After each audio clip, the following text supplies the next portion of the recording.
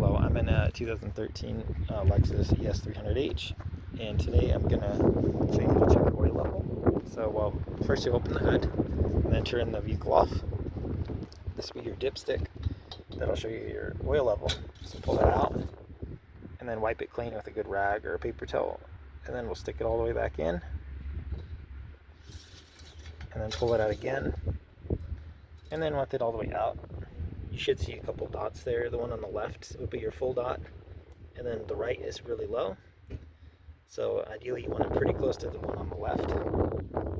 And assuming it's towards the right, it's barely on the stick, you'll want to add some more oil, which you would do up here. So again, while the motor's off, make sure you have the right type of oil as well as the same synthetic, conventional, and brand you've been using. Best not to mix and match.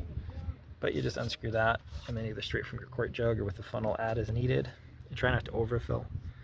But screw this on nice and tight when you're done.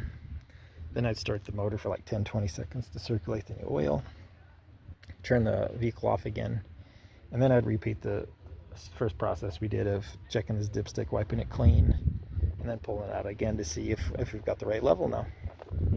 And that said, don't do any of this in lieu of regular oil changes. Typically, depending on the type of oil, and recommended for your motor, like between 3,000 and 8,000 miles or so.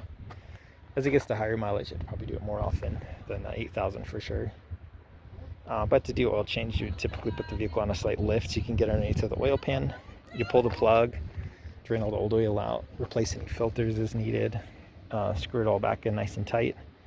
And then at that point, you come up top here, add all the recommended oil to fill your particular motor.